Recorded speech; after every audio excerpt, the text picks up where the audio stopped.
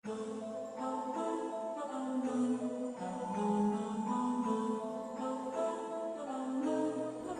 का दहेज। स्नेहा के बेटे की शादी शिल्पी से होती है। शिल्पी दहेज में हर सामान लेकर आती है जो पहले से ही स्नेहा के घर होता है। ये सामान स्नेहा के पापा ने उसे दिया था। अरे शिल्पी, मेरा टीवी क्यों हटाया? क्यों हटाया मतलब? अरे बड़ा और अपडेटेड टीवी है ये। स्नेहा को गुस्सा आता है और वो शिल्पी के बड़े टीवी के बगल में अपने पुराने जमाने का टीवी भी रख देती है। बड़ी आई अपडेटेड वाला। अरे बहुत सारी तेरी जैसी बहुओं को जानती हूँ मैं, जो घर से लाए सामान का रौब दिखाती है। ये ना समझ के हम भिखारी हैं। देख ले, हमारे पास भी टीवी है। ओहो, जो करना है वो करो। कोई मेहमान आएगा तो हंसेगा कि एक ही जगह दो दो टीवी। हंसने दे, दुनिया भी तो देखे कि सिर्फ तू नहीं, मैं भी दहेज लेकर आई थी। अब यही हाल हर सामान का हो जाता है।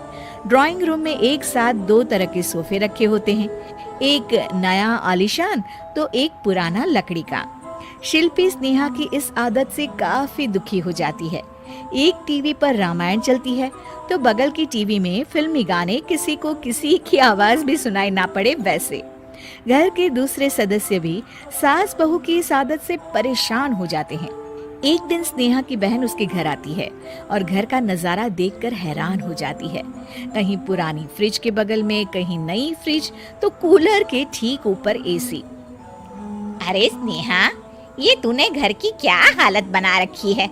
बहू रानी, तू तो नए जमाने की लड़की है, फिर घर को कबाड़ी बाजार सा कैसे सजा रखा है? नया फैशन है क्या? देखिए ना मौसी, माँ जी अपना पुराना सामान निकालना ही नहीं चाहती। वो सोचती है कि उनका ही सामान घर में रहेगा। अरे बहन, तू इस मामले में ना बोल तो ही अच्छा है। मैंने बहुत सी बहुओं को देखा है, अपने लाए सामान पर सास को धौंस दिखाते, और मैं भला किसी की धौंस को क्यों सहन करूं?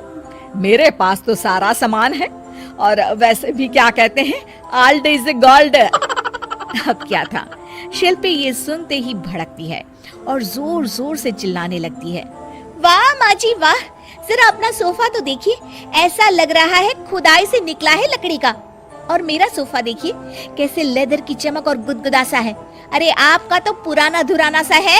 शिल्पी देख, मेरे पिताजी ने जो दिया है वो उनकी निशानी है, उसके बारे में मत बोल। तू तेरा सामान ले जाकर अपने कमरे में रख ले। क्यों? मैं अपना सामान क्यों कमरे में रखूं?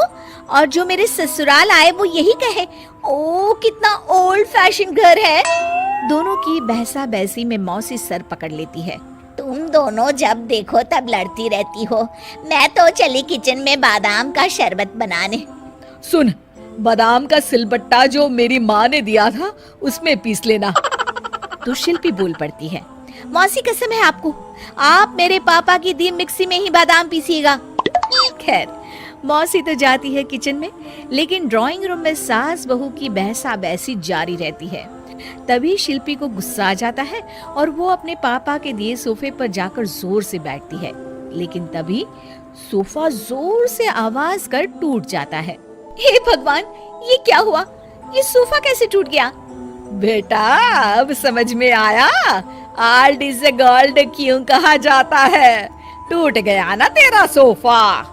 तभी किचन से जोर से आवाज आती है और मौसी काली पीली होकर किचन से बाहर निकलती हैं।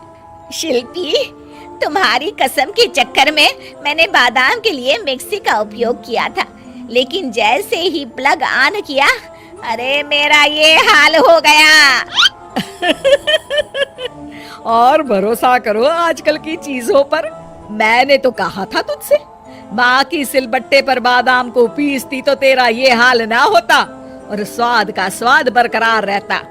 अरे जब सब चीजें घर में थी तो क्या जरूरत थी तेरे पापा को सामान देने की? वैसे भी बहू, आजकल दहेज वही मांगता है जिनकी खुद की काबिलियत नहीं होती। आप ठीक कह रही हैं माँ जी। मेरे लिए ये सौभाग्य की बात थी कि आप लोगों ने पापा से कोई डिमांड नहीं की थी, लेकिन मैं आपको समझ ही नहीं पाई। मुझे माफ करिए। अब इस घर में नई चीज तभी आएगी जब पुरानी खराब हो जाएगी।